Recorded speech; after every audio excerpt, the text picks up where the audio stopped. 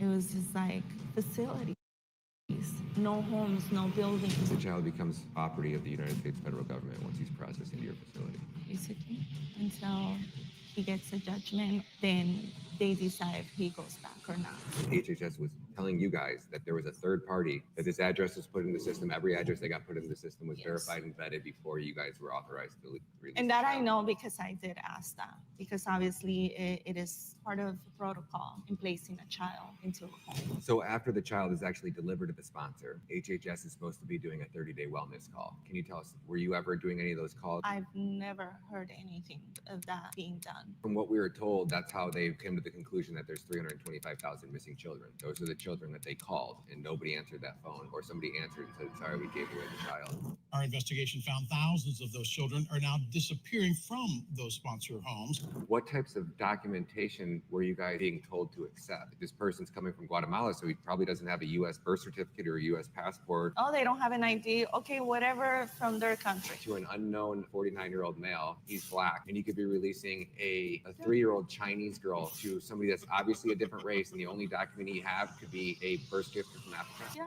That man is evil. Him, Xavier Basara, these are the men that are going to hang when this is over. And I'm not afraid to say it. When they are found guilty of the crimes that they committed and what's been done to these children, there won't be a place not in America where these men can hide. Some of the most egregious things that you've seen while you were working.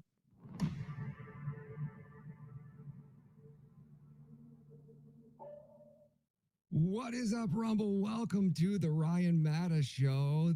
I am your host, Ryan Matta. I think we're supposed to say Matta of Fact. I'm kind of weird. I'm not over on LFA anymore, but it is so great to see you guys. Wow, I've been on a long journey. It's been a long month, honestly. I think I've only been home about 6 or 7 days for the last 30 days, and we've been breaking story after story. We just got back from El Salvador.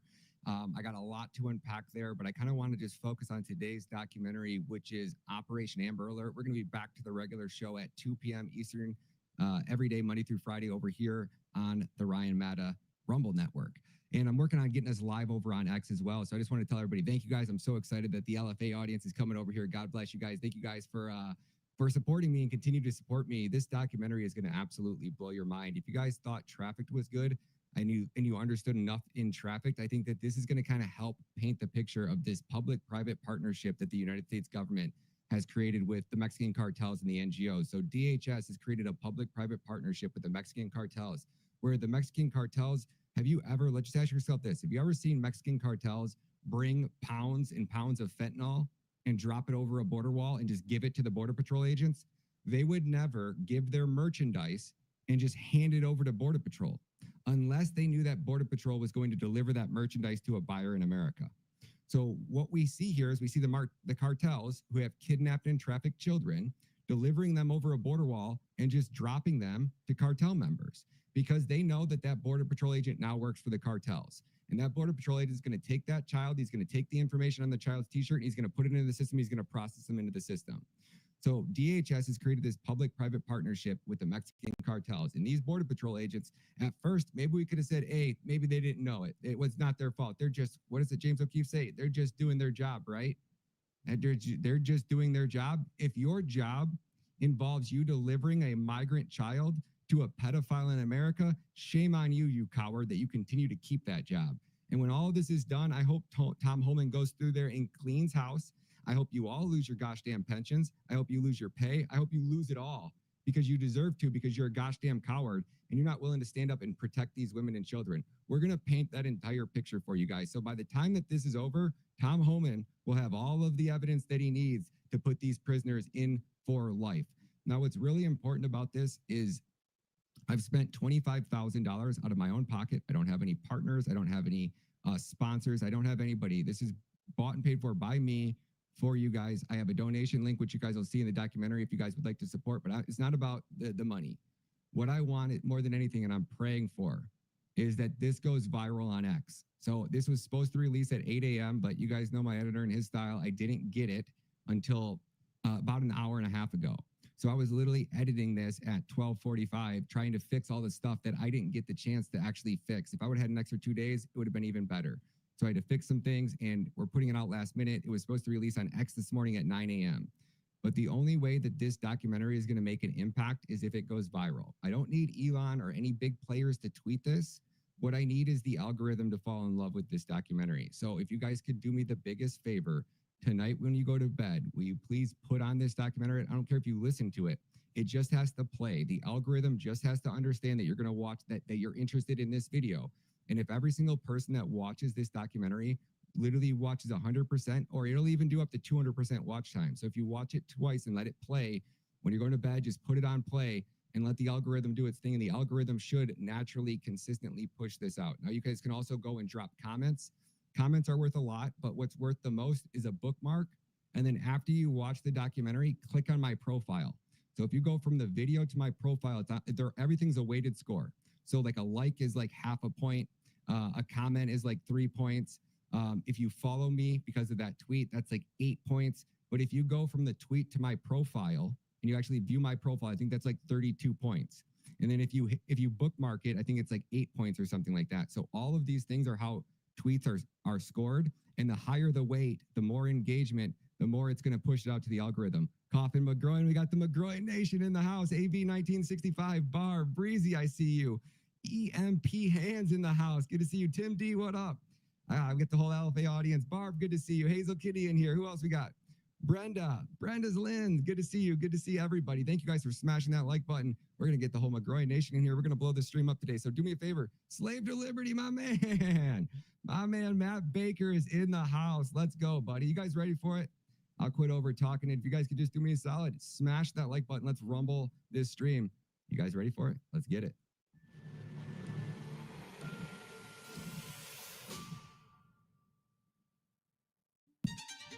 Would you have done something differently than President Biden during the past 4 years? There is not a thing that comes to mind. Kamala, where are the children? Kamala, where are the children? America, what if I told you that the United States federal government was running the largest child trafficking network in the history of the world?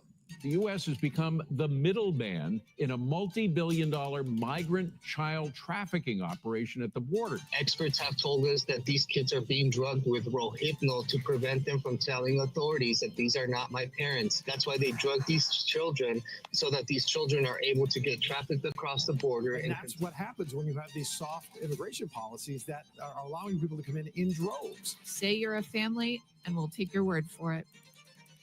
Are you ashamed for what you've done to this country? America, what if I told you that the United States Border Patrol agents would create a public-private partnership with Mexican cartels so they could traffic in unaccompanied alien children into America? We have people in there that have been bought out, unfortunately. That's a reality. Should Secretary Mayorkas be impeached, sir? No, sir. No, sir. No, sir. How can you say no when you know he's broken his oath? The DHS under Mayorkas sent a memo out asking the Border Patrol agents to withhold information from the Office of Inspector General. It's corrupt. It's corruption. And it all starts at the top. America, what if I told you that this entire operation was a Democrat agenda and it was being bankrolled by Republicans? Would you believe me, or would you call me a conspiracy theorist? The power of the purse, and we will use it, and we will use it. One is oversight, and that's a job that we have, and also, of course, the use of the power of the purse. We need accountability, and we will hold these administrators accountable. The Democrats got everything they want in the spending, and all the hawks got what they want too. All of this while the border is yet to be secured. Well, why? Why do you think that is? They're afraid of the agencies.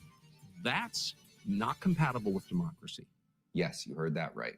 The U.S. government has been hijacked by a network of elite pedophiles so entrenched that they are practically the wallpaper in Congress, the Senate, the White House, and every three-letter agency you can name. By the end of this, you won't just see your government differently. You'll see it for the cesspit of corruption and moral decay it truly is. Get ready to have your world rocked. Whatever happened to the power of the purse? But for some reason, Republicans in the Senate are afraid to do this, and I can't for the life of me understand why. I think the reason is because they're threatened. Because they've been compromised by some of these Codell trips overseas, where these members of both the House and the Senate get compromised by sleeping with children. Washington, D.C. is ground zero for pedophilia among the elite. And this continues on through the White House, through the Justice Department. It's not a swamp, it's an open sewer.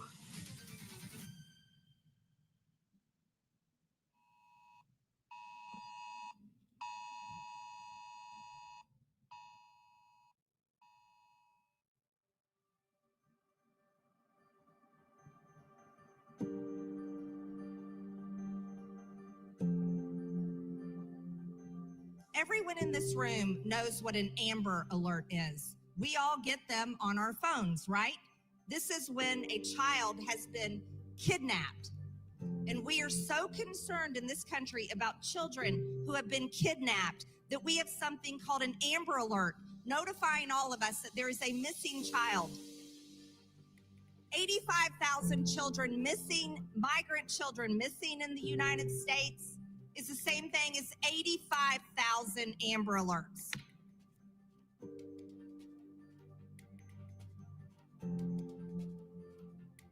According to a new DHS report, Kamala Harris also lost more than 300,000 migrant children that she allowed to be trafficked into our country.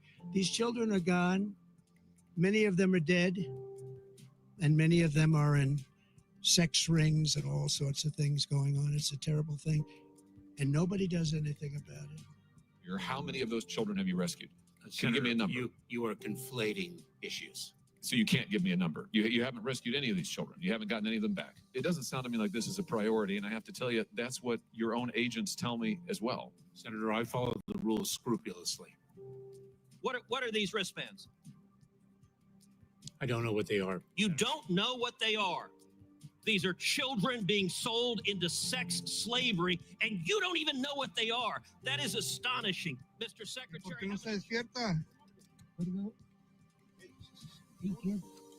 Look at this kid is drugged. Look at that. Wow.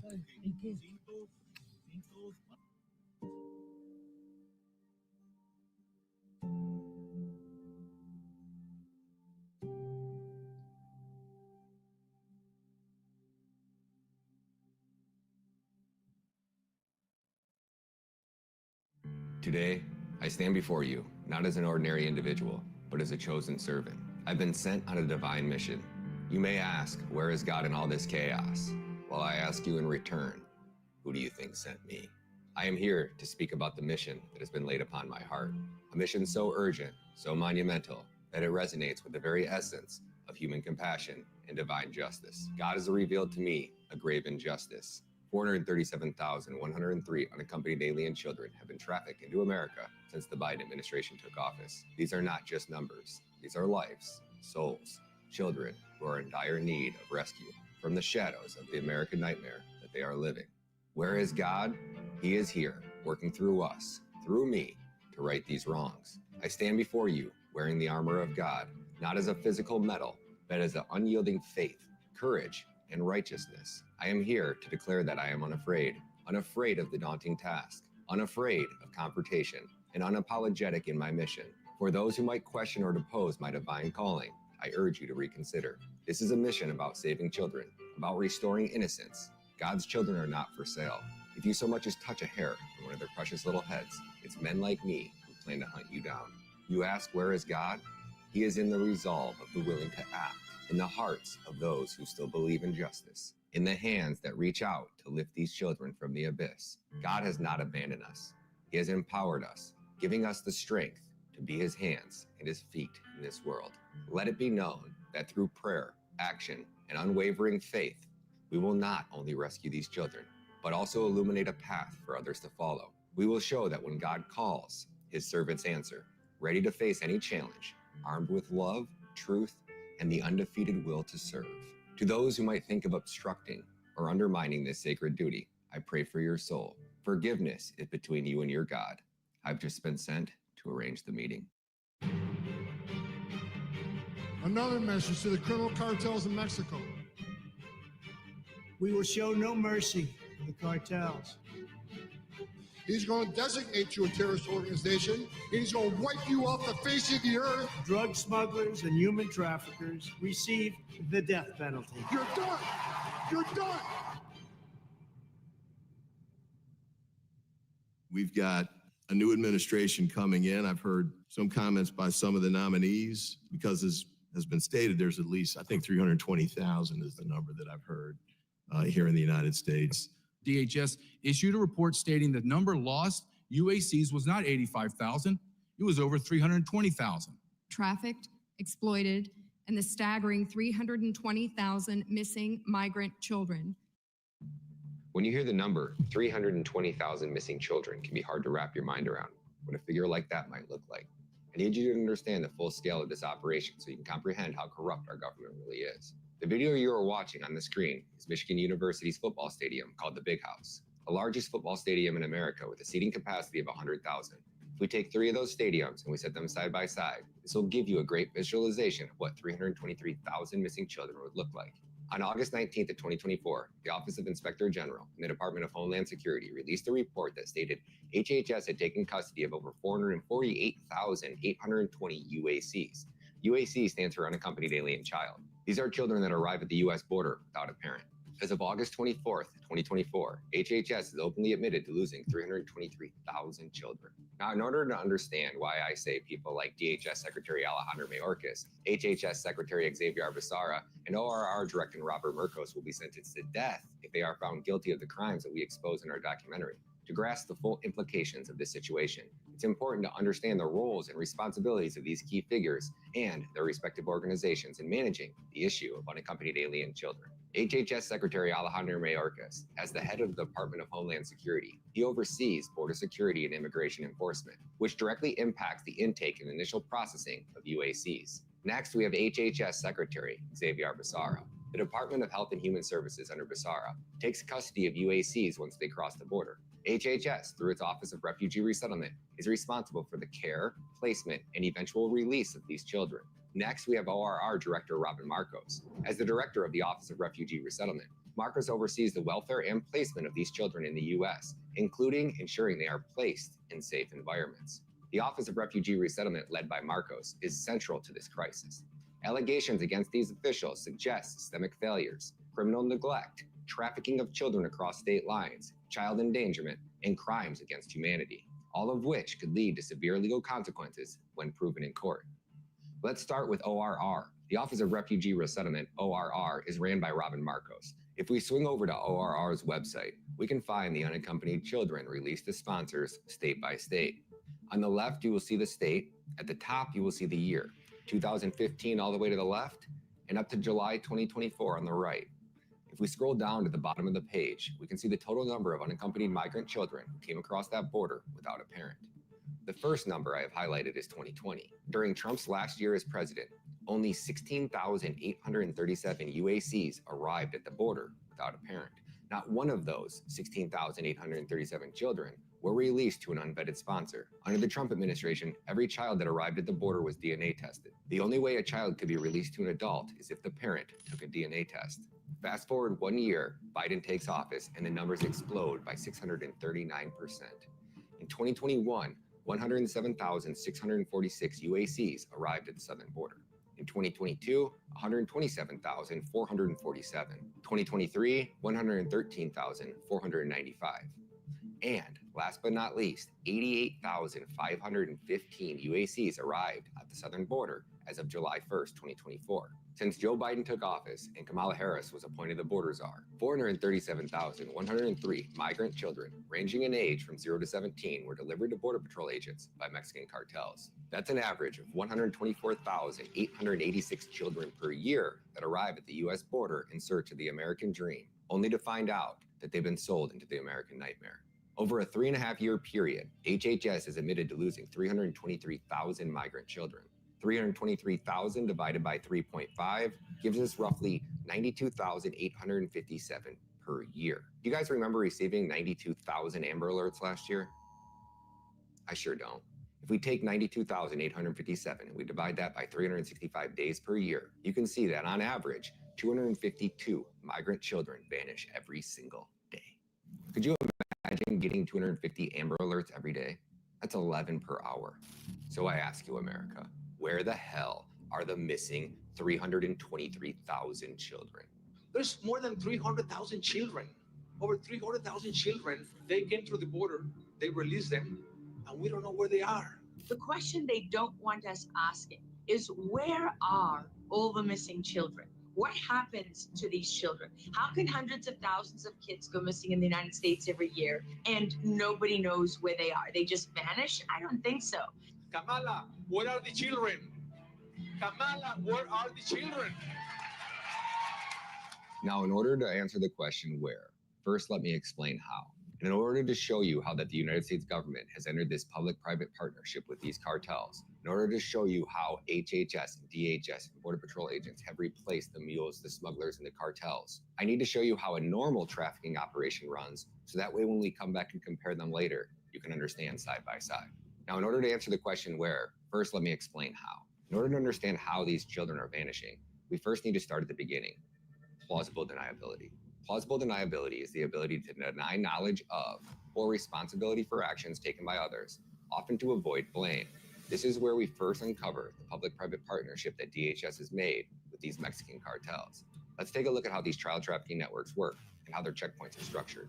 Number 1, you have the merchandiser, the victim. Number 2, recruiter or kidnapper. 3, smuggler. 4, cartels. 5, the country of Mexico. 6, mules. 7, child traffickers. 8, stash house. 9, buyer. And number 10, once they make it into America, they are now living the U.S. nightmare. Now, before I can explain how this operation runs, I need you to understand a few things first. When we were discussing child trafficking, there are 3 critical phases that are very dangerous for the trafficker. Phase 1, and the least dangerous of all, is gaining possession of the child. This is the initial step, which might be the least risky, but sets the foundation for all subsequent exploitation, involving acquiring the child. Now, these methods can include kidnapping, which is forcibly taking a child against their will, coercion, which is manipulating or deceiving the child or their family into compliance, and number 3 is buying, purchasing the child from impoverished family or directly from other traffickers. Now, phase 2 is the second most dangerous part of the journey for the child trafficker, and that is smuggling the child across the border. This is the second most perilous leg of the operation for the trafficker due to the risk of border patrols, detection by authorities, and physical challenges of moving individuals across the nation's boundaries. Phase 3, delivering the child or the merchandise to a buyer in America. This phase tops the list as the most dangerous for the trafficker. It involves navigating through local law enforcement, potential witnesses, and a complex network of distribution, all while avoiding detection in the country with extensive surveillance and legal consequences for human trafficking. Let's talk about one example of how these traffickers get these children out of third world countries. In impoverished villages of third world countries, traffickers, aka or recruiters, employ deceptive tactics to coax family members into relinquishing their children. They often masquerade around as high-end nannying agencies, promising that a child will serve the household of American celebrities, thus offering them a shot at the American dream. Unfortunately for the child, once they are under the trafficker's control, they are savagely raped and beaten into submission. These children are quickly reminded of their dire consequences of resistance or escape. The threat of cartel violence against their family back home ensures compliance. This is but one method among many that traffickers use to acquire children. After securing the child from the village, they pass them into the hands of smugglers who then transport them to Mexico. Here, the trade in human lives has become horrifyingly efficient. Children have turned into the highest liquid commodity. To draw a parallel, just as one might steal a car and sell it quickly to a chop shop in Detroit, in Mexico, a child can be sold for $3,000 almost immediately. Some traffickers boast about abducting 3 to 5 children every day. This rampant trafficking contributes to the phenomenon of children from 180 different countries appearing in Mexico, each with their own heroic journey and desperate story, driven by the darkest machinery of human trafficking. From there, the cartels will traffic the children through Mexico to the U.S. border. Once they arrive at the border, the child will be trafficked into America by a mule. The mule only has one mission: taking the merchandise across the border and delivering the merchandise to the trafficker. Once the trafficker has the child in the United States, he will take the child to a stash house. A child trafficking stash house refers to a location used by human traffickers where children or minors are temporarily held during the process of trafficking. Children are often kept here after being moved from one place to another, especially if there's a need to change transportation, await payment, or further instructions. Sometimes these locations are used for direct exploitation, such as forced labor or sexual exploitation. Traffickers will use these houses to maintain control over their victims, often through physical enforcement, psychological manipulation, or threats of violence. Consigue el dinero de los dos, porque si no dice que lo van a matar si no cortaron un dedo. Once the payment for the child has been confirmed, the child trafficker will complete the most dangerous leg of the journey, delivering the child to a buyer in America. After that child is delivered to a buyer, there is less than a 1% chance that child will ever be seen alive again. Now that you understand how normal child trafficking networks work, what do you think that network would look like if we turn those Border Patrol agents into mules, HHS employees into child traffickers, stash houses into NGOs, and we found a way to legally buy off or compromise local law enforcement? It would look like the world's largest child trafficking network, sponsored by the United States government and funded with U.S. tax dollars. But don't take my word for it. It is government-sponsored, taxpayer-funded child trafficking. They were being trafficked with billions of taxpayer dollars by a contractor failing to vet sponsors and process children safely, with government officials complicit in it. The federal government is the last mile delivery for human trafficking, that they're being trafficked through Mexico, and the federal government and the federal taxpayer then picks up the last mile delivery in human trafficking. Have you ever seen a video of cartels bringing their drugs over to the border wall and dropping them down to Border Patrol agents? No, me either. U.S. Border Patrol released this nighttime video of a border wall drop-off. And then moments later, you see another. The smugglers can be seen then running away. U.S. authorities rescued the children. Turns out they are sisters from Ecuador, just 3 and 5 years old, and the girls are now safely in U.S. custody. Why would a human trafficker go through all the trouble of kidnapping a child, trafficking the child through Mexico, just so they could turn the child over to local law enforcement at the border? The answer is they would never do that. But yet, you could simply search YouTube, cartel drops child over border wall, and you can see 50 plus videos in a matter of seconds.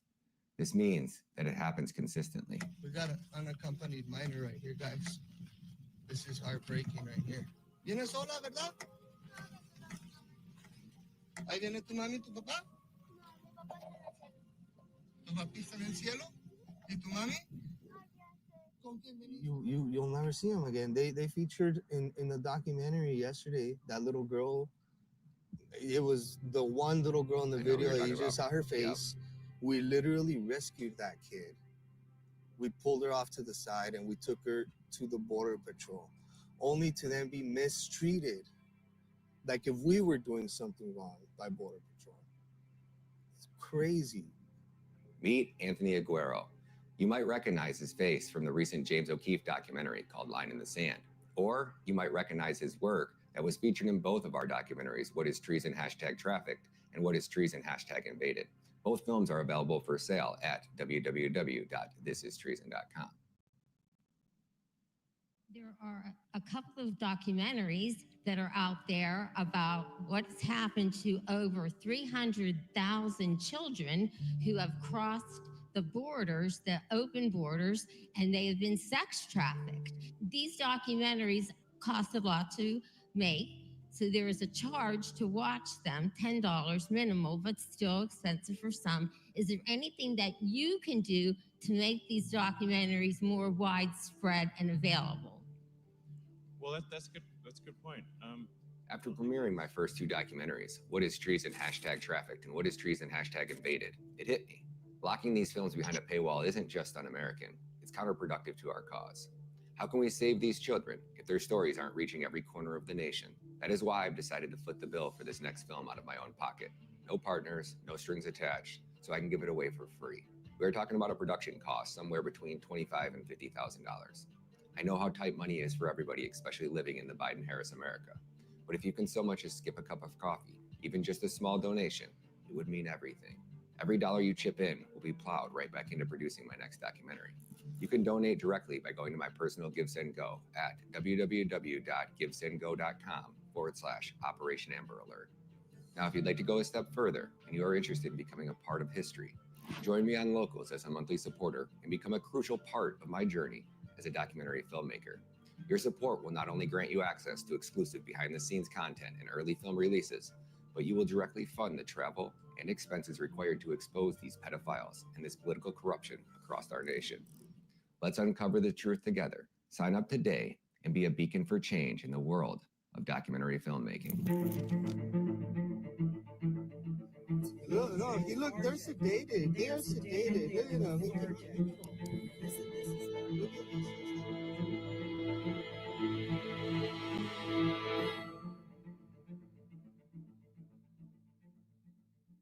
Where do you draw the line if you're working on that border, if you're working in one of these NGO facilities where the kids are being housed, whether you're part of this whole cover-up of this invasion of our nation? Where do you stand? Where do you draw that line in the sand between collecting your damn paycheck and doing what's right? To me right now, it's the kids, man. I've never seen the situation over the kids like I've seen it these last 4 years. It's just gruesome, and it's just turned me into.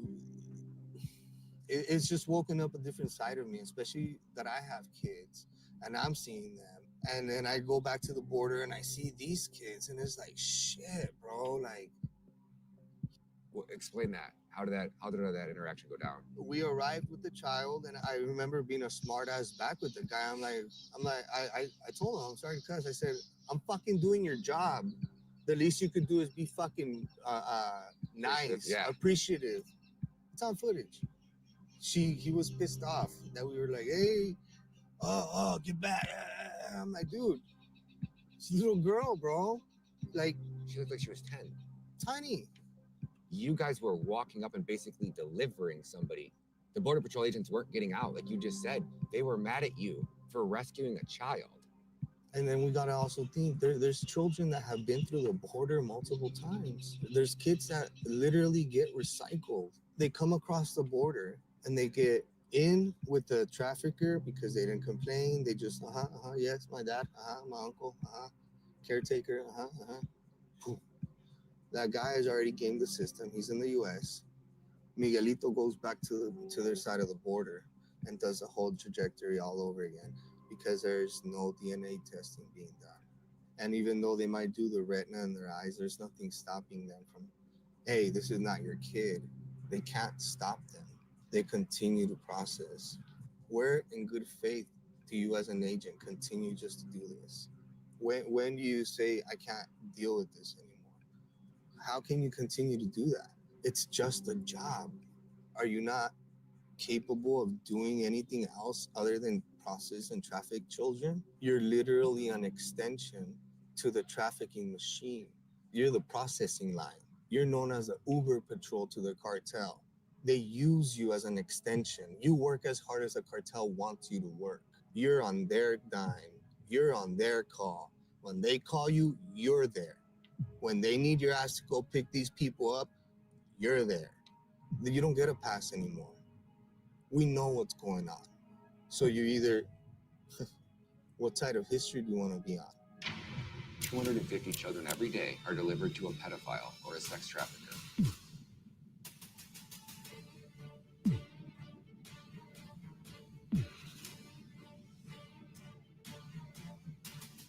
Biden administration says bring America to its knees by disrupting completely the immigration system as it stands today. This took a lot of prior planning, and it started back in the Obama days. And there's one thread that's continuous from Obama all the way through to Biden, okay? Alejandro Mayorkas. The man has been training for decades. He knew how to surgically tear apart our immigration system. We used to have 23,000 Border Patrol agents to handle the entirety of the southern border. We're down to under 15,000. And we can't keep up with attrition, retirements, but people just quitting because they just can't handle what they're seeing anymore. We have a record number of entries this country's never seen before. Child trafficking for sex, for labor, or for organs. Adult trafficking, male and female trafficking at record high levels. The FBI, who we can't trust with anything. When illegal aliens commit homicides and crimes, they don't even count it. And this network has been going on this entire time. These children are getting delivered to a vetted sponsor. You said that you were on vacation, and now you're moving this small child to the airport. I thought you were on vacation. And then these children are running away from that sponsor. Yeah, they're trying to escape. I don't have feelings. What do you mean? I don't feel sad. I don't feel mad. I don't feel happy. You can't ask any questions about the sponsor. Can't look into it. You can't investigate. You just release them to wherever they're going to go. There's no ID check. Why weren't there ID checks? If I was going to go here, and that's where our responsibility ends. They're using WhatsApp and they're texting somebody that's supposed to be the sponsor, and the sponsor is submitting them identification. It's overwhelmingly obvious that that ID is fake, and they're being told that their job is not to investigate. Smuggling humans has become more lucrative than smuggling drugs. You can sell a drug once, you can sell a human 5-6 times for decades. They had started with 2 Airbus 320s or 360s, I forget what model is, but they're about 350 million. Today, 4 years later, they have 17. Their company's worth billions of dollars now. And pilots have said that they've taken the same migrant back home 14 times. Couldn't get any worse. Our government has now taken over the most two dangerous legs of the journey for the child trafficker, and they've turned our government into the largest child trafficking network that the world has ever seen. A child comes to their custody, and that sweet, innocent child sees a man in a green uniform, and that is the last authority figure that they see before they're delivered into the American nightmare. And these children are chained in basements, and they're raped 7 to 10 times a day if they're lucky. Those are the good ones. Yeah. The bad ones, it's 30 to 40 times a day. Alejandro Mayorkas. This man is a mastermind. He's a chess player. When he's sitting before Congress, he is the smartest man in the room. He has no reason to fear anybody in that room. All he's got to do is sit there with a smirk on his face and keep repeating the same old lie. We're executing the plan. And the plan is to completely flood America with so many illegal aliens in this country that at one point or another, and by the way, who are they going to be loyal to? Let's strip away the euphemisms and face the stark reality. Those children that are being hoisted over the border wall like packages, they are not seeking refuge. Each child is a commodity, a transaction in human flesh. They're a commodity. So human life, human beings are a commodity to these ruthless smugglers, and we know exactly the tactics of these people. And for them, it's just a profit. My understanding is that you went to the southern border. Now you're did. saying that you're going to give people facts. What did you take away from that experience, and what kind of reporting are you going to be bringing back from that experience? I'll tell you a fact I took away. I talked to the head of all the border guards down there, the head of the union. I asked him straight up, kids are coming over the border with numbers written on them, phone numbers and addresses. Do we check those out? He said, well, we call them. Is it possible that we're sending them into known prostitution rings or sweatshops? He said, it's not possible. It is absolute. We are using American tax dollars to ship children into known prostitution. Thanks to the system engineered by Alejandro Mayorkas and Xavier Becerra, these kids are prepared for delivery. The Department of Homeland Security, under their watch, mandates that these kids, once in custody, get processed. The cartels, they're not just aware. They are orchestrating this like a well-oiled machine. Every unaccompanied alien child crossing that border comes with a label, not unlike a price tag. Some might have name tags, others badges, or the more brazen ones just have a piece of paper pinned to their shirt. What's on this paper? The names, addresses, and phone numbers of the adult sponsor. But let's call it what it is, the buyer's details. Border Patrol agents following protocol log this information into the child's file, labeling it as their sponsor. But in the dark underworld of human trafficking, these sponsors are the buyers and the end consumers in this grotesque market. So what does this mean for the cartels? No more need for risky smuggling operations or hiring coyotes. They've gamified the system, pinned the buyer's information on the child, and immigration policy does the rest. It's a conveyor belt of exploitation where the children are delivered, not to safety, but into the hands of those who purchase them. This isn't just a failure of policy. It's a blueprint of human trafficking, sanctioned by the very system it's meant to protect. This isn't just a public-private partnership. It's a well-oiled machine of human trafficking with layers of plausible deniability that would make any criminal empire proud. Here's how it works. Border Patrol agents get a child pre-labeled with sponsored details, which is just a sanitized term for buyer. They then pass the child off to HHS, which is Health and Human Services, signaling they've got a package ready. HHS, ever efficient, calls in an NGO, which is a non-governmental organization, not as a savior, but as a delivery man. The NGOs, under the guise of humanitarian aid, pick up the child, delivering him to an HHS intake facility. For 2 to 14 days, the child is in this initial intake process. But what's really happening, HHS is now formally recognizing the buyer as the sponsor. The vetting process begins, but let's be clear, this isn't about safeguarding the child. It's about ensuring the transaction is clean. Once the sponsor passes their quote-unquote qualified check, HHS, with clinical detachment, hands the child back to the NGO. The child, now just cargo, moves from the intake facility to a long-term care facility also ran by the same NGO. This isn't care, it's a stash house where the child is kept until the buyer's paperwork is in order. Finally, when HHS gives the green light, the NGO, with chilling precision, arranges for the child's delivery. They're unifying children with random people here in the United States from a piece of paper that the child has turned in to Border Patrol. That defies belief. HHS wasn't just an agency. It was at the nerve center of the largest child trafficking operation in history. Despite raising case after case of trafficking, HHS ORR leadership and the contractor allowed children to be trafficked on their watch. I could not believe that a federal government agency is using billions of taxpayer dollars to place vulnerable migrant children into the hands of sponsors with criminal history, gang affiliation, to whom many are not even their parents. HHS employees, under the guise of child welfare, engage in what essentially amounts to vetting buyers for human commodities. We never saw sponsors face to face, and fake documents were rampant. When we questioned documents, HHS ORR leadership said, "You're not a fake ID expert, and your job is not to investigate the sponsor. Your job is to reunify the child with the sponsor." This isn't about mismanagement or oversight failures. It's about deliberate, government-sanctioned mechanisms that use the guise of child protection to facilitate trafficking on a scale previously unimaginable. We were Googling IDs from Texas, IDs from Minnesota, IDs from Tennessee, and we would have to figure out if that in fact matched that ID that they were turning in. That is how crazy it was. There was no training at all. There was no system that would, and I'm sure there is, because if we all have an ID number and they scan your ID anywhere you go, or they input your information, I'm sure it tells them that they're where we live or whatnot. We didn't have anything like that. We were getting copies of a copy of an ID. That was us doing fingerprints and background. My name is Mayra Moreno, and I am not representing anybody. I'm not representing the government or the company. I am only talking about what I witnessed and my personal experience.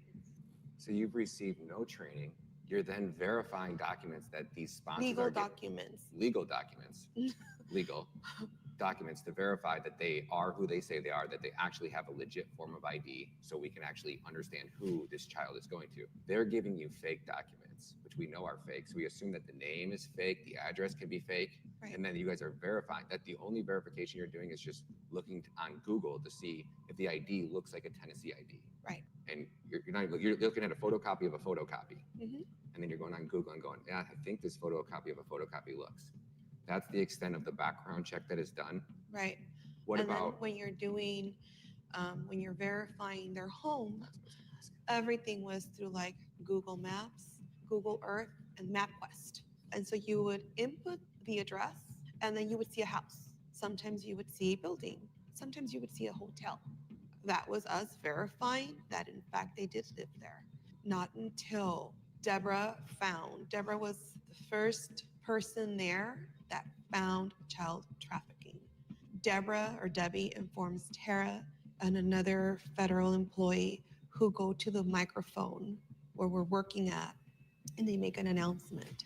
And they said, everybody, go to your computer, open MapQuest or Google Earth or whatnot, punch in this address. And everybody's punching the address. And they said, okay, now click, and everybody did. And then you just hear people gasping because it was a strip club. That the address, we were sending people to a motorhome complex, and then right next to it, it was a strip club.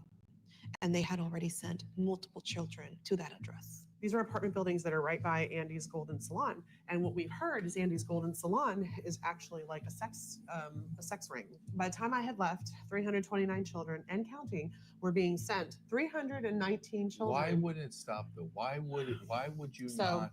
Meet Deborah White, HHS whistleblower. She was originally stationed at the Pomona Fairgrounds, one of the initial child migrant intake centers. She was thrust into the heart of this operation, giving access to multiple databases. Deborah didn't just stumble upon discrepancies. She uncovered the systemic nature of this trafficking network. When I presented this case and I said, we have 329 children that have been sent to either 6111 Gulf Freeway or 6113, they basically said, Deborah, what you're showing us here is speculation. And I'm like, well, 329 kids, I don't think that's speculation. That's fact. It's in the portal.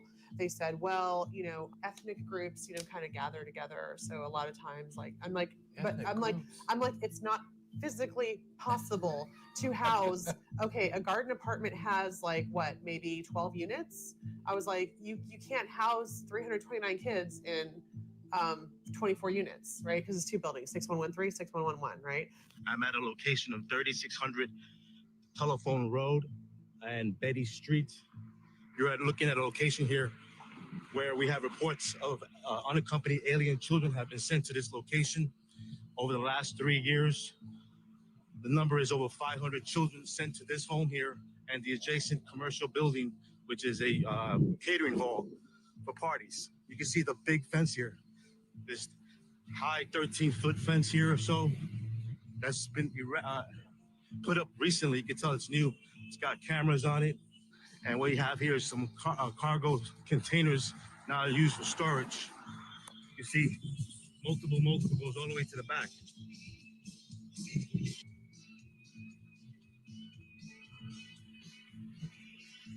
These children have also been sent to this apartment complex here at reportedly Gateway House Apartments. And more migrants out there. The Victory Apartments as well. And this whole apartments go all the way down to the end of the street. So I did my due diligence. I would do aerial views. I would do front views. That's how I caught many cases that were going to dilapidated houses. They look condemned, like boarded up, no windows or boarded up. In this case, this has a facility right next door that is basically a no window facility. Okay, so Andy's Golden Reception Hall is known for potentially sex trafficking, that kind of thing. But it's not been shut down. People know about it, but it's not been shut down. And we were sending kids. When Deborah, armed with damning evidence, laid out how 329 children were funneled into these addresses, her supervisor's response, speculation, as if proximity and sheer numbers were just a coincidence. Now let's crunch the numbers from apartments.com on Gatehouse Apartments, which were built in 1971. Here's the math. Total, they only have 50 units. 10 units are one-bedroom pads, each with a tight 684 square feet. 30 units, 2 bedrooms, and 10 units have 3 bedrooms. That's 100 rooms in total. To call Deborah's detailed report speculation is absurd. We are talking about cramming 7 kids into every single apartment. This isn't speculation. It's a glaring red flag of a systemic child trafficking right under our noses, dismissed by just the wave of a hand, as if the truth doesn't matter. But the story gets worse. One of those quote-unquote children that got delivered to that address was a 40-year-old woman posing as a 17-year-old child. This is a 17-year-old. Oh, dear God. This is a 17-year-old. How does that get through? That's what I said. How did it get through? How many 26-year-olds? Right, exactly. Tons and tons Exactly. and tons, because they know. Yeah. Just us, we had Oh like my God. 43. We had like 43 age redeterminations, which means they gave us fraudulent birth certificates. This wasn't just happening at one facility. It was the modus operandi at HHS intake centers nationwide. At Pomona Fairgrounds, Deborah dealt with 43 age redetermination cases before she left. Adults posing as children to gamify the system with audacious deceit. This is where we cross the line from negligence to outright criminal intent, from child welfare to child trafficking.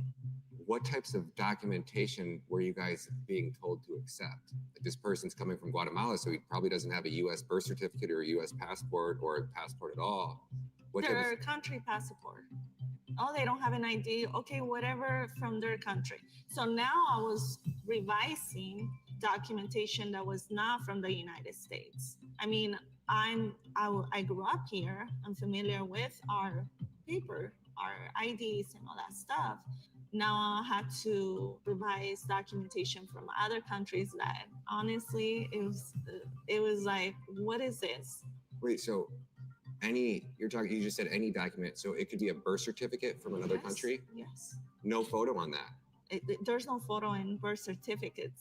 So you were being ordered, say that was signed off on by a higher up saying that we'll accept this type of document?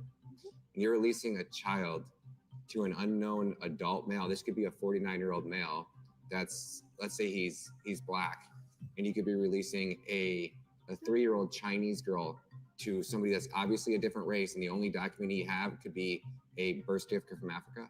Yeah, or even a notarized letter, which... A notarized letter? Which is like, I don't know the notary. I mean, over here, I know in America, we have our regulations with notarized documents and stuff. And even like that, sometimes there's issues, right? Now you're dealing with notarized. I can get you anything from notarized other for $50. countries that, exactly. My best friend she's certified. Anytime I need anything notarized, I got it, $50. Doesn't matter what it is. Yeah. So you're handing a child over to somebody that's just giving you some type of notarized piece of paper from some notary, and these notaries didn't even have to be a United States notary, or they did? No. No. This is insanity. I mean, there's so many crimes being committed by our own government. It's not laughable because it's children, but like you're telling me these stories and I'm just like, I laughed a minute ago, like it's so unbelievable that this is happening. You can't even describe it to anybody. Myra, Catherine, and Deborah were handed fake IDs by the so-called sponsors. When they raised alarms, the response? Dismissal, as if the concerns were trivial. You were checking, you were doing your job, and if you were taking a long time releasing that child, you would get in trouble. They would yell at you. What's taking you so long? You're not doing your job. They would use fear tactics, shaming tactics, If you would start questioning, hey, this doesn't look right, this is clearly abuse or whatnot, they would fire you on the spot for talking back or just trying to protect the child. We have 3 federal whistleblowers, Deborah White among them, who have laid bare this scheme before Congress. They documented evidence like the HHS field program specialist, Adriana Lynch, who knew that these IDs were fraudulent, yet did nothing. Deborah confirmed it herself with the embassy, only to be punished by Lynch for overstepping. So like when I called the consulate to verify some documents, I got reprimanded. Adriana Lynch comes over to me and she says, "You're never to call the consulate again. I heard that you called the consulate. That is my job. You are never to call them again." So I got in trouble. She was the person who was verifying, like if we thought we had a fake document, like we were to send it to her, and then she would send it to the consulate and come back and tell us that like it wasn't fake or it was fake. The United States government, with all of its technological powers, could very easily verify these documents in a heartbeat if they wanted to. But it doesn't. I mean, between facial recognition software, voice recognition software, and all the different ways to track people, how can we in this day and age not be able to find them? How can hundreds of thousands of children have disappeared?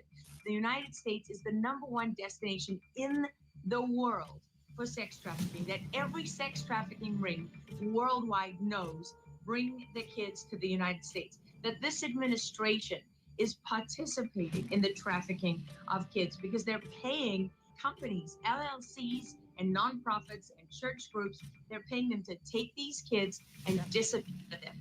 We have on a manifest here that this child is going to a place that we've already identified as trafficking. I need to make sure that you understand. And they're like, Tara, you do understand that we only get sued if we keep kids in care too long. And then she leaned in and she said, we don't get sued by traffickers. Are we clear? To every attorney watching, reach out.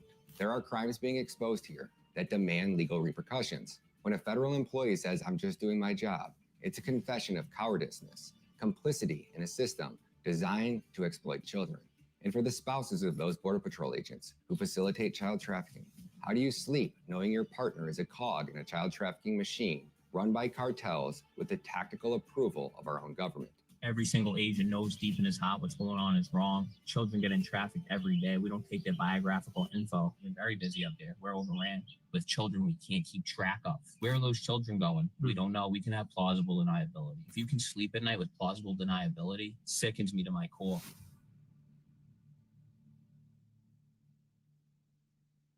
At HHS, we follow the law. Employers and companies should do the same. HHS is proud to do our part in the critical work to care for unaccompanied children. We have a dedicated team of professionals at ORR who oversee their care and placement with vetted sponsors. I hold our team and the entire department to the highest standard to ensure we are delivering on our mission to provide care that is in the child's best interest.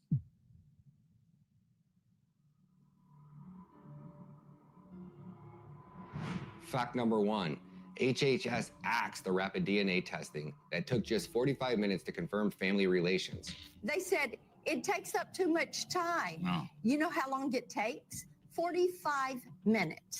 And you can confirm if this child is related to this adult or not. 45 minutes. A measure that effectively prevented child trafficking. Under Trump, these tests revealed that 40% of the adults crossing with kids were not related. Let's put this in perspective. When I was the ICE director under President Trump, we did Operation Matador, a gang enforcement operation in Long Island. we arrested just short of 500 gang members, most of them MS-13. 42% of them entered the country as a family unit. So the family units there's some valid family units that come across that border, I get it, but a lot of the family units aren't even family units. Under the Trump administration, we did DNA testing. What's the first thing Biden administration did? Killed DNA. We don't know how many families are actually families. So children are being Fact number 2, HHS engineered a database trifecta designed to stymie proper vetting of sponsors. Deborah, through sheer determination, cross-referencing these databases, uncovered the delivery of 329 children to one complex. Her reward?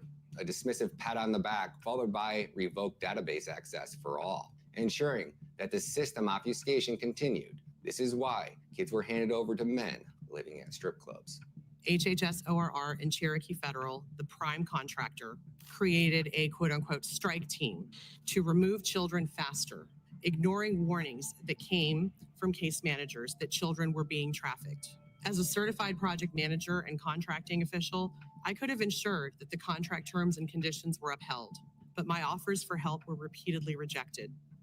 Fact 3, case managers at HHS were using Google like fortune tellers, vetting undocumented sponsors with zero training, speed over accuracy, question too much or work too slowly, and you'll find yourself escorted out by security during shift change. A spectacle of intimidation to keep the workforce in line and silent. It's not like they did it very privately. They would come with security and they would tell you, get your things, you're leaving, you're fired. Don't make a scene because it's not going to look good on you. Out of the blue, you're working and you're doing your job, and then you see security coming with this other person, and they pretty much escort you out of the facility, and that's very humiliating. Fact number 4, when supervisors were alerted to men with fake IDs applying to sponsor, they didn't fix the system, they weaponized it. Caseworkers who tried to verify IDs were punished or shown the door in humiliating fashions. There are good people that are working on these sites and working at HHS, but they're terrified to come forward. They have seen examples made of people that come forward. So this is a department that is rotten from the top. To the core. And again, the question is, how far down does it go before you just get to the people who just want to keep their heads down and are terrified of, the snakehead at the top? Fact 5, those 323,000 missing children, HHS didn't lose them. They're delivered to the address designated by cartels, a system so efficient it turns children into parcels, dispatched to whatever nefarious fate awaits them. Now they find them in forced labor. I guarantee there's some in child pornography movies now. These children are a captive victim population with no access to law enforcement or knowledge of their rights. They are extorted, abused, neglected. This isn't just gross negligence. It's deliberate, government-sanctioned child trafficking mechanisms designed to exploit the most vulnerable under the guise of care. When you make the promises this administration's made that you can cross the border, you won't be detained, we'll give you a work authorization, and guess what? ICE can't arrest you because you sit here illegally. When you make those type of promises, the most vulnerable people in the world are going to put themselves in the hands of these cartels to be smuggled across the border. This administration's policies are dumb. They're killing record number of Americans. They've killed a record number of migrants. And God help us, thousands of these children are in very bad situations right now. And someday it's going to come out. We need to hold these people responsible. Amen. Amen. We are talking about a level of evil that most of us can't wrap our head around. To build out a military-style child trafficking operation at this scale, it would require compromised government officials at every level.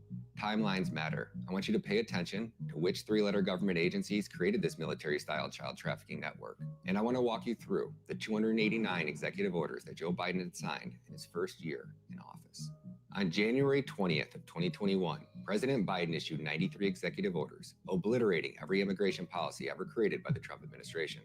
On January 20th of 2021, President Biden issued Executive Order, further entrenching the unlawful Deferred Action of Childhood Arrival program, also known as DACA. With his actions, President Biden directed the Secretary of Homeland Security, Alejandro Mayorkas, in collusion with the Attorney General Merrick Garland, to preserve and fortify DACA, signaling to illegal alien children that his administration supports amnesty and that illegal aliens need not fear coming to the U.S. or worry about immigration enforcement. February 6th of 2021, Secretary of State Anthony Blinken suspended and began to terminate procedures for the Trump administration's asylum cooperative agreement with El Salvador, Guatemala, and Honduras. These agreements ensured that aliens seeking asylum could do so in countries closer to their home country and in other countries other than the United States. Now pay attention to this date, America. On March 30th of 2021, a couple months into this administration, every member of Congress could see the writing on the walls. So on March 30th of 2021, the Office of Refugee Resettlement, ORR, took drastic action to expand detention space to house unaccompanied alien children in so-called influx care facilities, often used in unlicensed facilities that lack child welfare or experience. In March, April, and May of 2021, ORR expanded capacity to house another 23,849, including 10,000 at Fort Bliss. DHS was also holding children for a longer period than allowed by law, which is 30 to 40 days. And because the flow of these UACs across the border outpaced Health and Human Services' ability to vet adults who care for the children. When I say that this is by design, this is what I mean. So now here we are on March 31st of 2021. We have laws in place and policies in place to protect the children. There were so many children coming in that the policies that we had to protect them were getting in the way.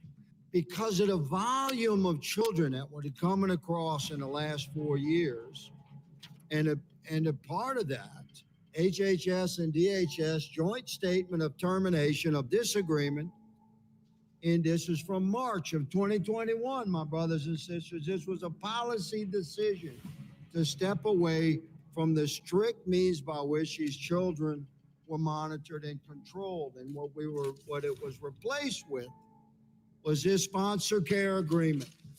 There's nothing to this. It's 3.5 pages, 2 pages of nothing that the criminal networks can easily take advantage of. So on March 31st of 2021, the Department of Health and Human Services, HHS, Office of Refugee Resettlement, ORR, issued guidance rolling back requirements for background checks on adults in the households of UACs. So what that means is, prior to March 31st of 2021, every person that lived in a household had to have a background check. Because they couldn't complete all of those background checks in time to make sure that the child was safe, they intentionally removed them. This is criminal America. Do you think our military played a role, America? On April 30th of 2021, the Biden administration canceled further wall construction, which is being led by the Department of Defense. June 16th, 2021, Attorney General Merrick Garland rescinds the Trump-era decisions in matter of AB 1 and AB 2. Thereby expanding asylum eligibility to include gender and domestic relationships as central social groups, reverting to policy under matter ARCG. October 29th, 2021, DHS Secretary Alejandro Mayorkas terminated the Migrant Protection Protocols, known as the MPP, or Remain in Mexico. November 29th, 2021, the Biden administration formally created a program that included alternatives to detention, plus parole, resulting in the catch and release for hundreds of thousands of aliens into the U.S. interior after they were encountered at the border. 338,000 aliens were released in fiscal year 2022 alone under this program. Now, this next part, I want to be crystal clear. This is a Democrat agenda. It's being bankrolled by Republicans.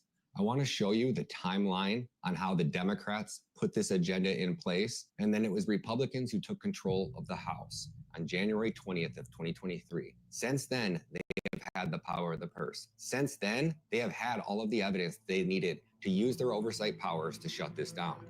Do you remember when Republicans told us, the power of the purse, and we will use it. Use the power of the purse to stop funding it. Because you know what? If you fund it, you own it. That's why we have to look at the power of the purse. We have to look at the appropriations process. One is oversight, and that's a job that we have, and also, of course, the use of the power of the purse. We will use the power of the purse and the power of the subpoena to get the job done. That body, which stands for election every 2 years, to be the body closest to the people, deciding how we spend the money. So we have to exercise our authority, the power of the purse, to limit what the federal government, what the FBI and the Justice Department are doing to the American people. And that we use the power of the purse that was given to us to do our job. That the Congress has a responsibility. We have the power of the purse. This is not using the power of the purse. This is abdicating the power of the purse. Where everyone is on Mike Johnson is it's all about his actions, because he's really good at talking. He's great at talking. He's not good at acting. That's the power of the purse, and we will use it, and we will use it. We should recognize the power of the purse. They, in a word, hold the purse.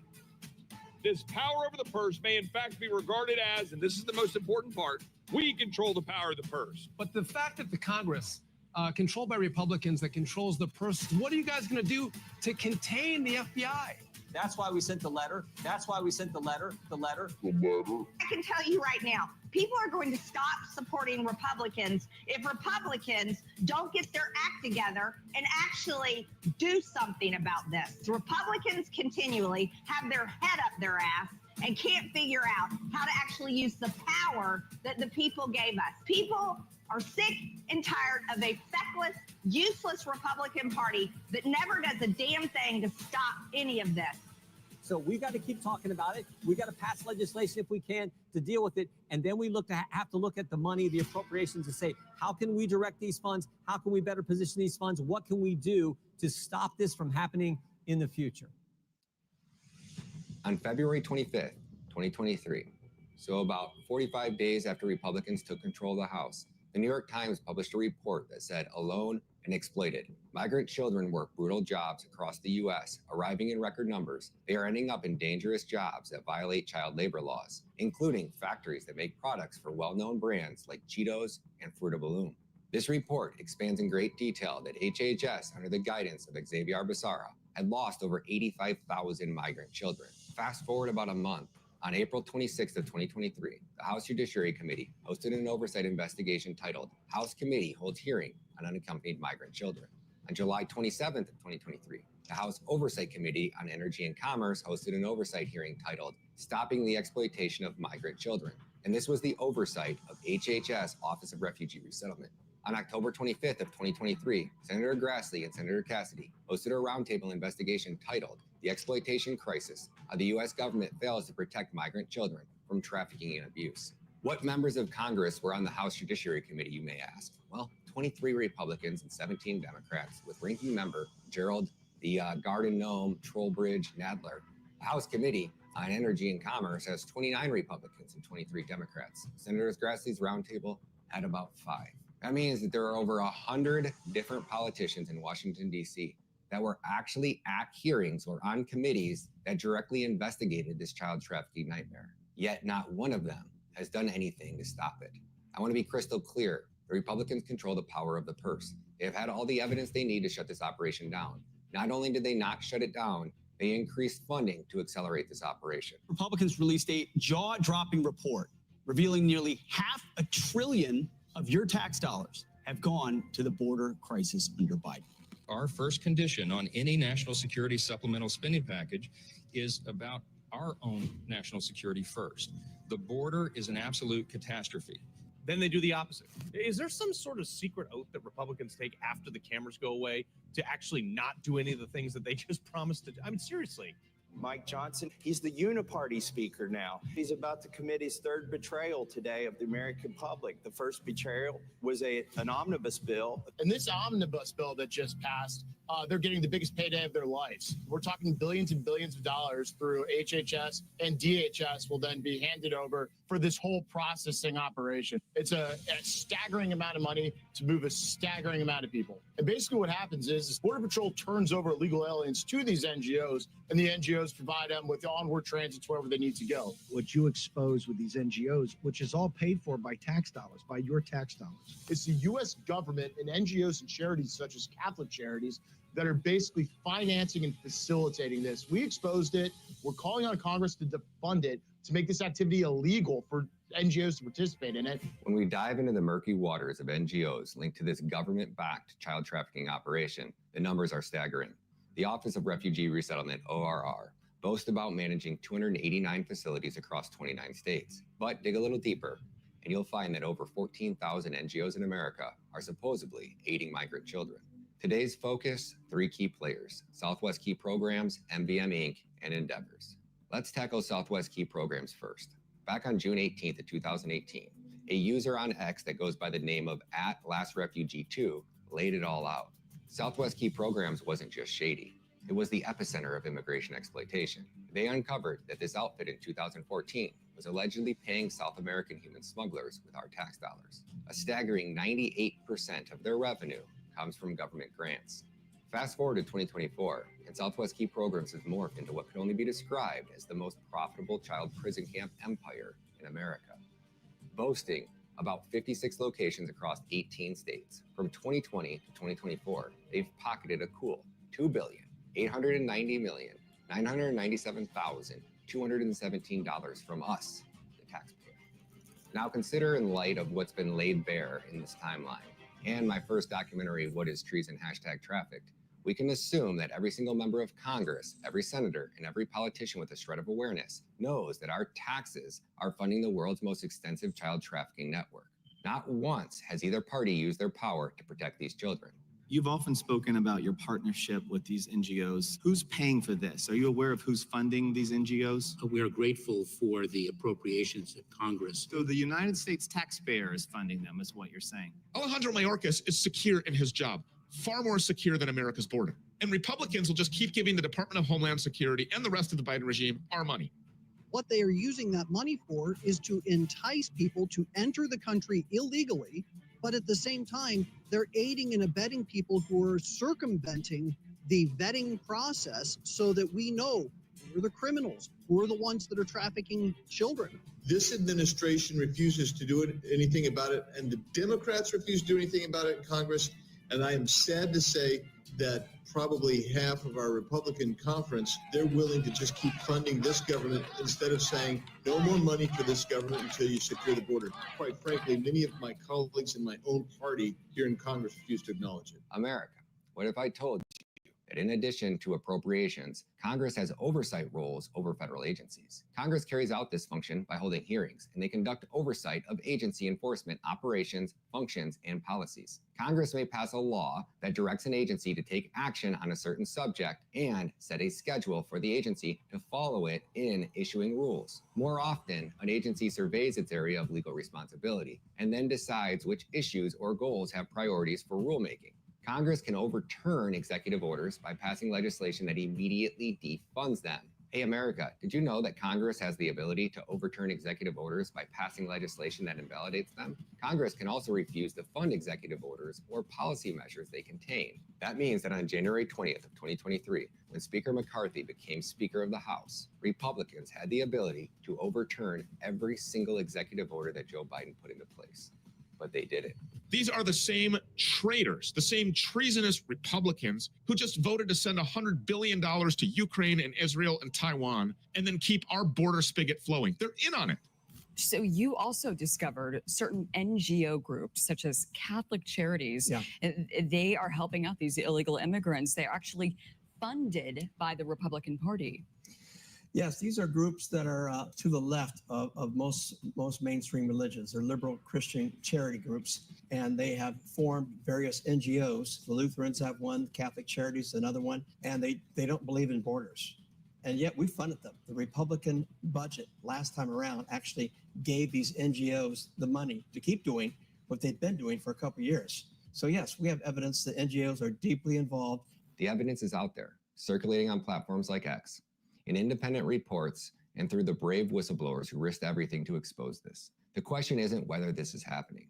The question is, why is it allowed to continue? The people that are entering the United States and remaining in the United States to continue a process of legalization, they are releasing them to us so that we can make sure that they are put in a bus by their families. We contact their families and they can move on and be safe. We got, I guess you could say, got lucky to get reimbursed to some of the efforts that we've been doing for so long.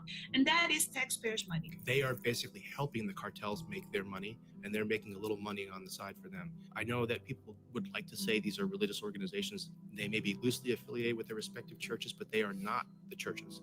And basically what's happening now is the federal government is using these organizations to launder illegal immigration. Every dollar we've unknowingly given to these entities has funded not just a policy failure, but an orchestrated scheme of child exploitation. We start off with a massive investigation into Southwest Key, the allegations of sex crimes against undocumented migrant children and intimidating them not to report it. The federal lawsuit alleges a pattern of abuse for nearly a decade.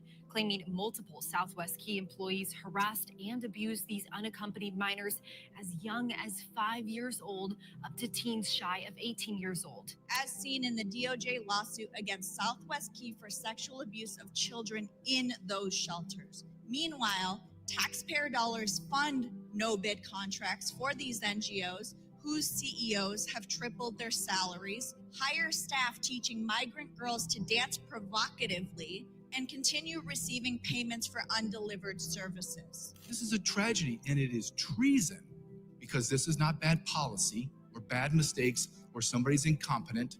This is intentional. So when you do intentional acts against your nation, that is treason. So, Mr. Carroll, my colleagues on the minority are very concerned, though, about your language. What do you think of that? I find it fascinating and interesting that after hearing about all this testimony, and right now, thousands of children are being raped, children are being murdered. I'm going to quote President Trump when he said, a lot of these children are already dead, end quote. All this tragedy that we're dealing with. We want to talk about what I said about Speaker Johnson in a podcast that I don't even remember. And I'll be glad to talk about Speaker Johnson and him funding NGOs to the hilt. I would love to talk about that as well. So let's play a game. Deep state Republican versus deep swamp Democrat. You tell me who gave more money to the NGO, and then tell me how much more on a percentage basis. We have 3 NGOs, Southwest Key Programs, MVM Inc., and Endeavors. Who do you think gave more money to Southwest Key Programs? Was it A, the world's greatest stock trader, Nancy Pelosi, or was it B, the man who watches porn with his son, Speaker Mike Johnson? Well, if you guessed Speaker Mike Johnson, you nailed it. From 2020 to 2022, under a Democrat-controlled House, Southwest Key Programs received $1,147,957,960 in federal grants. From 2022 to 2024, when Republicans controlled the power of the purse, Southwest Key Programs received $1,743,039,257 in federal grants. When Republicans controlled the power of the purse, funding for Southwest Key Programs increased by $595,081,297. That's an increase of 35%. If you are enjoying this game, do me a favor, smash that like button and share this video. Now let's talk about MVM Inc. You know the CIA contractor who used to run Black Ops missions for the DoD during the Iraq War? Well, before the war drums even stopped beating, MVM Inc. was awarded the first contract to traffic migrant children for the Biden administration. Who do you think gave MVM Inc. more money? NASDAQ Nancy Pelosi or Mike OnlyFans Johnson? Well, if you guessed Speaker Johnson, you nailed it. From 2020 to 2022, MVM Inc. received $227 million in federal grants. From 2022 to 2024, MVM Inc. received $788 million in federal grants. When Republicans controlled the power of the purse, funding for MVM Inc. increased by $561 million.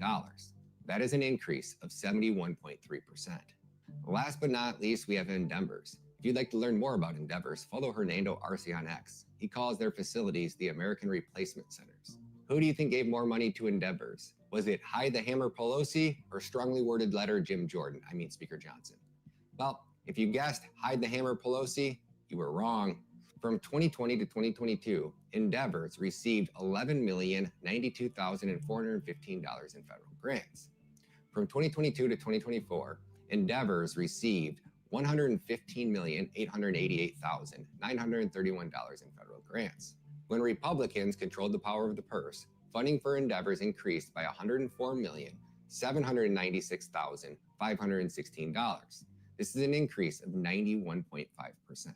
When Republicans officially took control of the House, there were roughly 85,000 unaccompanied alien children missing in America. All of the evidence was there and it was overwhelming.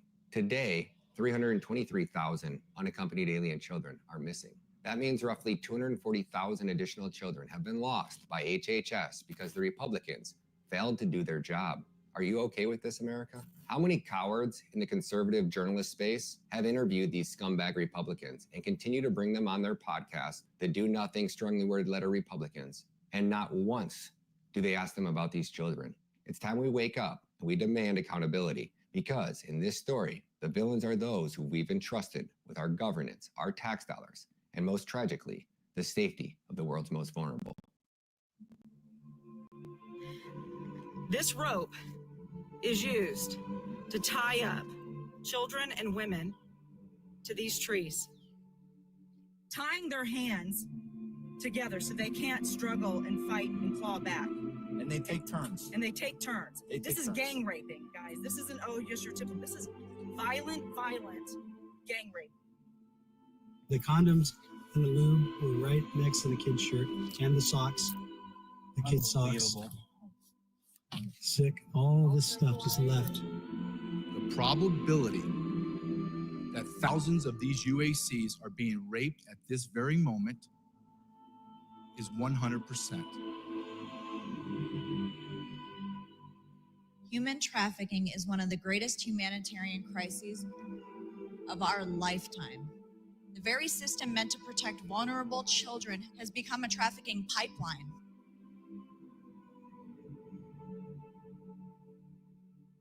Children, boys, and girls are being sold for sex. Cases of migrant children as young as 8 with sexually transmitted diseases. 8 years old.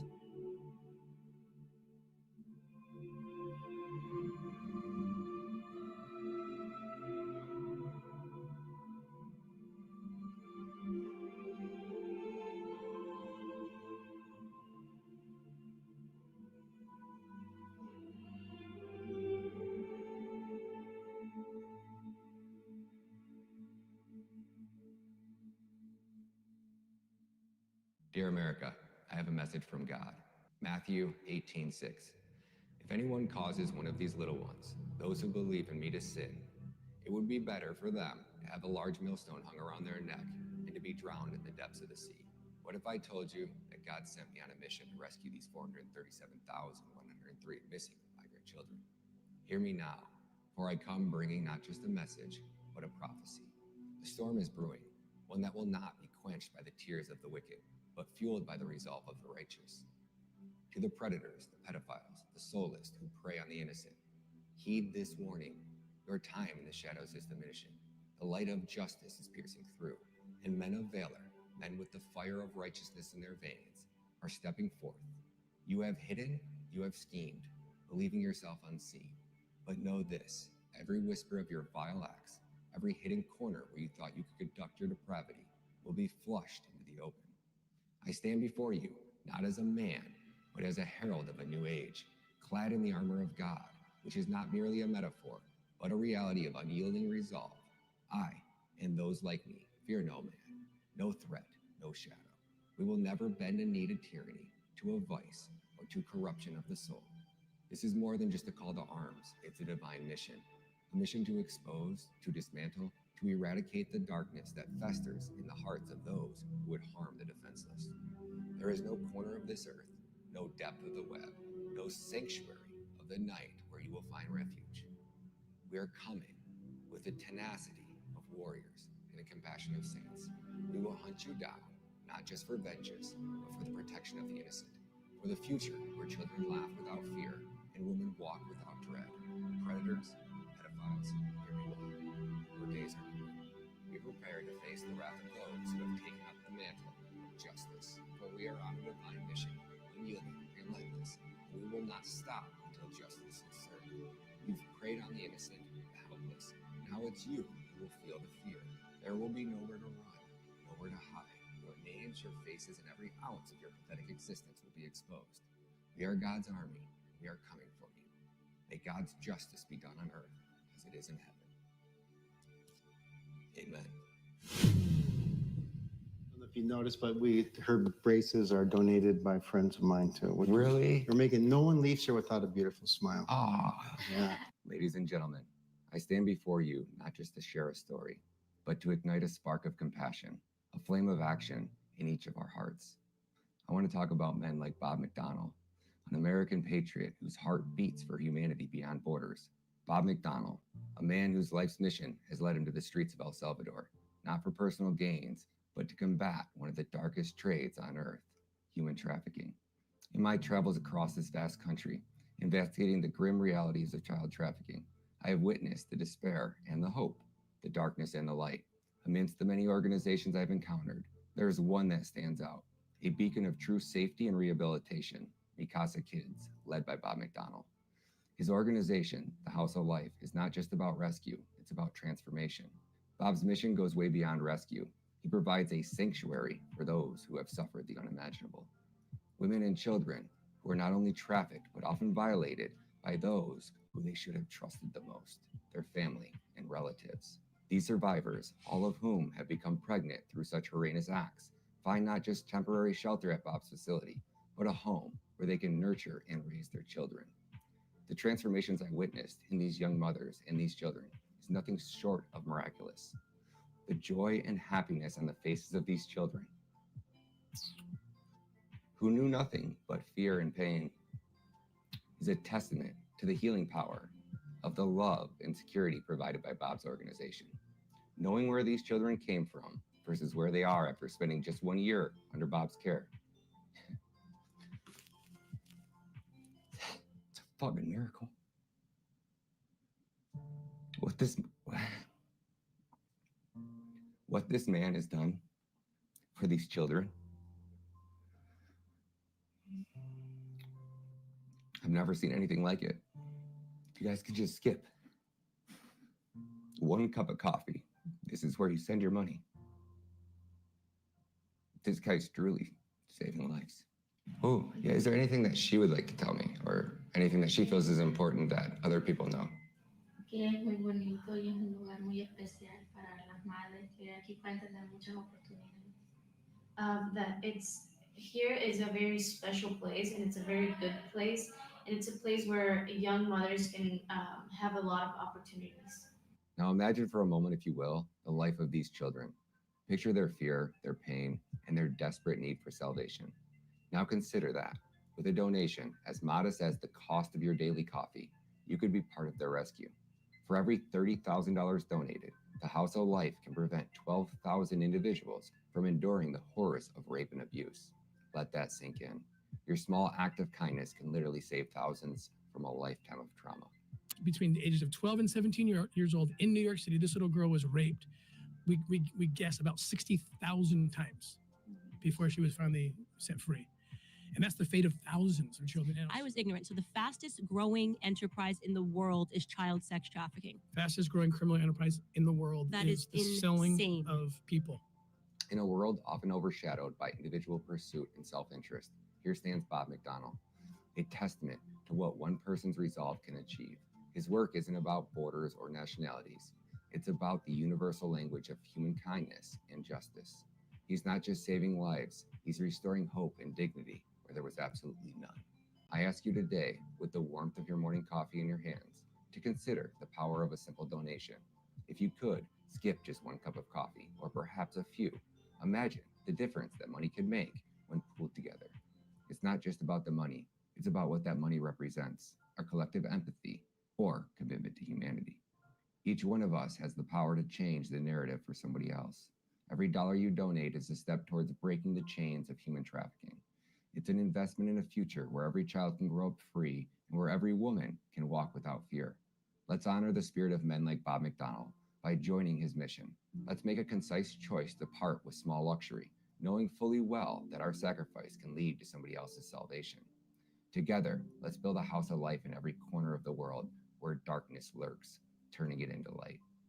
Thank you, and may we all find the courage to act, the heart to care, and the willingness to give. Remember, it's not just about money, it's about making a difference, 1 cup of coffee at a time. Together, we can change the world. If you'd like to learn more about Bob's organization, please watch the full interview. It'll be linked down in the description, or it'll be posted in the comments as well. Bob is truly a hero. Words can't describe what I saw. I've been to a lot of these facilities that claim that they actually care for children, and you see how the children are treated in these facilities here in America. The look on these girls' faces when I walked in and I was with Bob, and seeing them laugh and smile and joke, and the love they have for Bob. He's became the father figure that every one of these women, Bob's became the father figure that every one of these children wish they had. Bob is the father that every one of us wish we had as well. I've never found one in this entire time of doing this, one organization that I could tell you, America, that yes, if you donate here, your money will directly go to saving children. And I'll do one further. I'm going to be down in El Salvador quite often. So I'll show you where your money's going. Please consider watching the videos down below in the description. This man's really saving lives. The QR code you are looking at here on the screen is Bob's PayPal. Bob also has Venmo, and he also has donation links directly on his website. We have got him set up so no matter how you'd like to donate, he can accept your donations. PayPal, Bitcoin, Venmo, and I believe a GiveSendGo. All of which will be right down below in the description. $5, guys. This isn't America. Bob doesn't need hundreds of thousands or millions of dollars. He needs $30,000 to bring in another 6 girls off the street. He already has the girls waiting. He just needs to secure the funding. I promised him that we would do it. So help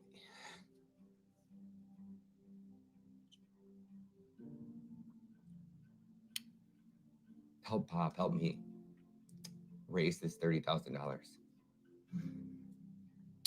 And I'll give you a front row seat so you can hear directly from the kids. Could you imagine getting raped by your father, your uncle, your brother?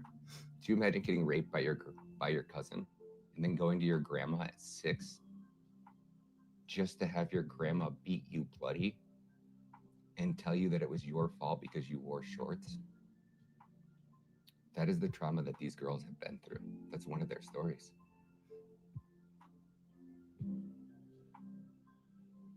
And the joy that I've seen on these girls' faces, I'll show you. God bless you guys. Are you ready to stand for justice and all the values that define our nation? On our website, thisistreason.com, we have a petition for the implementation of the death penalty for child rape in all 50 states. We are on a mission to gather 10 million signatures from American patriots just like you and deliver them to President Donald J. Trump. Let's send a message to the pedophiles in Washington, D.C. Demand that the federal government ensures the death penalty is implemented across all 50 states for any adult over the age of 21 who rapes a minor child who's under the age of 17. Make your voices heard. Your signature on this petition will be a direct message to President Donald Trump, advocating for decisive action. The time to act is now, America. Your signature could be the one that tips the scale. Join us, make a difference, and let's show our commitment to upholding the law. Sign the petition today at thisistreason.com.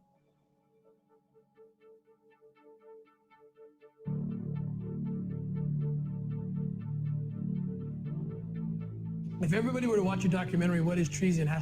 #Trafficked, if everybody watched that, all 300 plus million Americans, Trump would win like this. I don't know why it's not the #1 issue. Every time I come back from an operation, I'm just like incensed when I read the news, like what made the headlines. The headlines every day should be millions of kids are enslaved and the United States is driving the market with their policies. So I would encourage more to come out, more to whistleblow.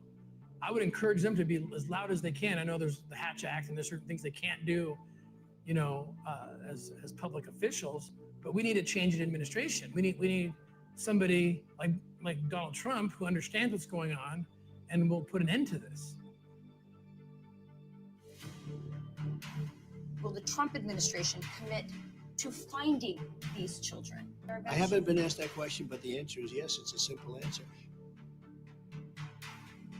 A lot of people have wondered, how is this going to work? You know, Tom Homan, you said we did the greatest job in the history of the border. Every president I worked for said they're going to secure the border. President Trump actually did it. Tom Homan's coming back. Yeah, Tom Homan's coming back. I would say that would be announced next week, except I'd rather announce it now. We got over 300,000 missing children. Over 500,000 children have been trafficked into the United States. This administration released them to unvetted sponsors, and they can't find 300,000. when President Trump's president again, we will go rescue these children and I save them. asked Donald Trump in my interview with him, would you locate these children? Will you promise to find the children that the Biden administration has lost? And he told me straight up, that's easy. We need to save these children.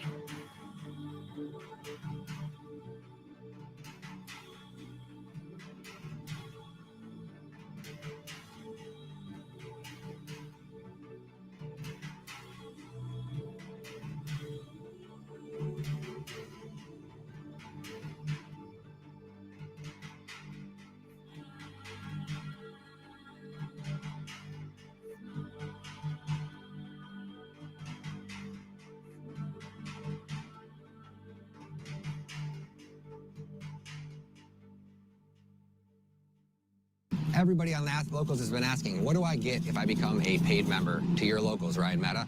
Well, what you're going to get is you're going to get a front row seat at all of the behind the scenes footage as I'm traveling across the country, filming documentary after documentary after documentary with a main focus on human and child trafficking. So where are we at right now? We're in San Diego. We're right here along the Mexico-California border. It's Tijuana over there. This is the United States over here. This is San Diego. And this area is called Whiskey 8. So over here behind us, you see these tents over there in the distance. And you see that trailer? That trailer is a giant shrine. And it has 8,300 names on this back wall. And those are the migrants that have died attempting to migrate to America.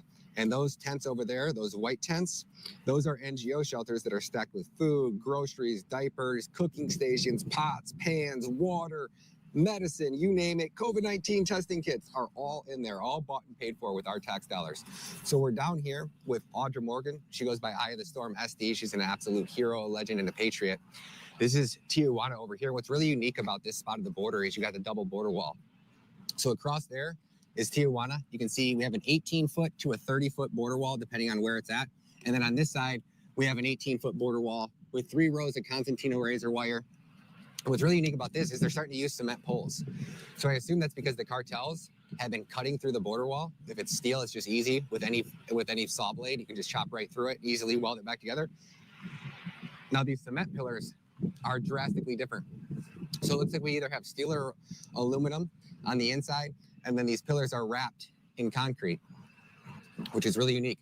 So this is the kind of stuff that you guys are gonna get over here on Locals. You guys are gonna get a behind the scenes look at exactly everything that goes into travel, all of the work that we go, setting up equipment, the behind the scenes look. You guys are going to get that all over here on Locals for $4.99. So I just despise sponsors. I don't want Ryan Matta anything to ever be brought to you by Pfizer or Moderna or Big Pharma or Big Business or Big Corporation or let alone big government. So in order to keep this operation up and running, and to continue to scale it at the rate that I want to scale it, where you guys have a never-ending supply of content coming in order to do that, you have to have a team of people working for you. I have to have several editors. I have 4 editors right now. 4. One documentary is $20,000 just to edit it. One full documentary edited with just one editor. And that's only a 30-day documentary. That's not including if this gentleman has to work for 6 months editing one film so they can drastically ratchet up. But let's say the very cheapest we could do it, and that's if I edit it a lot, is $10,000. If I have an editor edit all of it, at the very least it's $20,000. So that is just to pay the editor, not to count the flights. So when me and JJ filmed our documentary, we took 13 trips all across America. That's 2 flights, and every flight when you're flying now is at the very least $500, if not upwards of $900 to $1,000, just for one flight. And a lot of these times we'll get a whistleblower or a source that'll contact us last minute and be like, hey, I can do this interview on this date, and it's a week out. And now your ticket's $1,200. So all of those things add up. We got flights. Every time I fly in, you see this rental car. And no, I didn't upgrade to the GM Arcadia model, right? Because I travel so much, they upgraded me for free. So I have to pay for the standard price of a car, and I got like the next level up in their SUVs. So every time I travel, I'm always at the absolute bare minimum. Now, when I'm doing interviews and I'm renting an Airbnb, I have to have enough room to set up. So a lot of the 1-bedroom apartments, they just don't cut it. So you pretty much always have to rent, at the very least, a 2-bedroom house or a house that has an open dining room. You can't just go and do one of the, one room rentals where you just get a room, because I have to bring people over. I have to interview, I have to set up my lights, I have to build out a studio inside these facilities. So when you guys are watching these videos and you guys are getting the behind the scenes look, you guys will fully understand how much work and money and time and resources go into this. Just the travel, what me and JJ spent, I think was $63,000. And that was just out of what the money that I brought out of my own pocket. It's expensive to be out here. People that produce content on this level, they have teams, they have editors, they have a personal assistant, they have managers. We're doing it out here by ourselves, baby. And we're always going to be brought to you right here just by you guys. God bless you guys, and hopefully you guys enjoy this content. Drop those comments, share it, tell your friends. Our goal is to get 1,000 $5 a month supporters. If we can get 1,000 $5 a month supporters, we can take this to the next level. If we can get 2,000, we can start to build the team. If we can get 3,000, which will be about $15,000 a month, we can blow the roof off of this thing.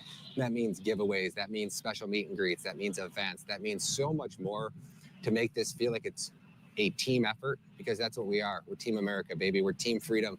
We're Team God Bless the USA. We're Team Donald Trump 2024. Let's get this man back in the White House. Let's rescue these women and children. God bless you. God bless America. We out. Peace. Yo, what is up, Rumble? Thank you guys so much for joining us over here on the Ryan Matta Show. That was the release of our new documentary, my newest documentary. It's not What is Treason, is it? No, that's Operation Amber Alert. I'm so used to saying What is Treason. Oh, it showed up. It showed up. Yes, we got it. We back, baby. We back. How do I say that? How do I say that name? I'm always going to mess this one up. You just signed up and I can never say it. Tisapella. Oh man, I'm going to mess that up. Oh, there it is. I'll get Siri to help me. Tisapila. Am I saying that right? Tisapila? God bless you guys. Thank you guys so much. You should sign up for locals though. I hope that you're getting the Rumbles thing, right? I think that if you sign up on Rumbles, it gives you locals, but I can't be sure on that. Either way, you're supporting, but on locals, you'll actually get all the behind the scenes content. And I'm getting ready to make a Bitcoin digital course for you guys. So let me just show you what I mean really quick. So you guys, everybody thinks I'm effing crazy. I tell you, it's like having your own gosh damn money printer. Once you understand Bitcoin and you understand how to set up these bots, they cannot make a losing trade, right? So this is how I fund all of my own documentaries out of my own pocket, right? So this bot over the last 7 months and 14 days has generated me $13,583. I don't have to work. I programmed this thing 13 months ago. I mean, I have to work, but I don't have to touch the bot. I programmed this thing 7 months ago and 14 days ago, and it's taken my 71,000 and it's turned it into $84,773. So this bot's made me $13,568. So if you have money, guys, you have to escape the matrix and you have to get out of the rat race. You have to be willing to take the capital that you got and put that capital to work for you while you're sleeping, 24/7 generating money. And if you guys are still on the fence about Bitcoin, guys, Trump's going to make it a Treasury Reserve asset. What else do you need to hear? RFK wants the United States government to start printing dollars, these paper dollars out of thin air, and then taking those dollars and using those dollars, right, to buy Bitcoin. So Bitcoin's here to stay. So since it's here to stay, you might as well get your feet wet. So I just flew down to El Salvador, and I wasn't going down there for the child trafficking stuff. And stay tuned, because I got in a video of Bob I want to play for you guys too. So I went down to El Salvador to film this digital course for you guys and film this Bitcoin documentary to help you guys see that you have to get out of the rat race, right? You have to get yourself out of the rat race, and you don't have to set up bots. So that's why I'm building you a complete digital course, right? I went down to El Salvador and I went to the Bitcoin hardware store. Give me 1 second. Let me grab a whole tray of shit I got.